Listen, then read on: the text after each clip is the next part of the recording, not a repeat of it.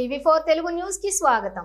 జగిత్యాల జిల్లా కోరుట్ల పట్టణానికి చెందిన సామాజికవేత్త రక్తదాన సంధానకర్త ప్రాణదాత కటుక గణేష్ కు ఏపీజే అబ్దుల్ కలాం అవార్డు పొందిన సందర్భంగా కోరుట్ల సరస్వతి శిశు మందిర్ ఆధ్వర్యంలో జాతీయ యువజన దినోత్సవం సందర్భంగా అవార్డు గ్రహీత ప్రాణదాత కటుకం గణేష్ కు కోరుట్ల ఎమ్మెల్యే డాక్టర్ కల్వకుంట్ల సంజయ్ చేతుల మీదుగా ఘనంగా సన్మానం చేశారు. ఈ సందర్భంగా పలువురు మాట్లాడుతూ కోరుట్ల ప్రాంతంలోని 2007 సంవత్సరంలోని రక్తదాన ఉద్యమం ప్రారంభించి నేటికి 17 సంవత్సరాలలో 4250 మంది రక్తదాతలతోటి రక్తాన్ని ఇప్పించిన కటుకం గణేష్ ను అభినందించడం వారు పేర్కొన్నారు.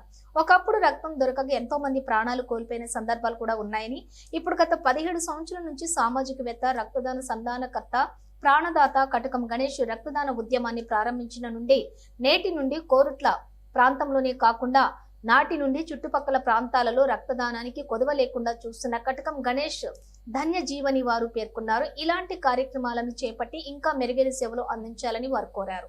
ఈ కార్యక్రమంలోని కోరుట్ల ఎమ్మెల్యే డాక్టర్ కల్వకుంట్ల సంజయ్, న్యాయవాది బొట్ల శ్రీనివాస్, హరిస్మరణారెడ్డి, డాక్టర్ వేముల రవికిరణ్, నేలి శ్రీనివాస్, ప్రధానోపాధ్యాయులు వెంకటేష్ తదితరులు పాల్గొన్నారు.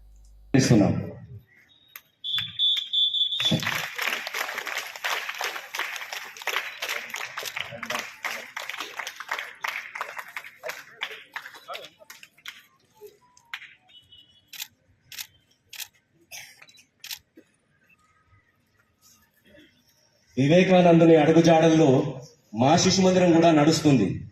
దానికి నిదర్శనంగా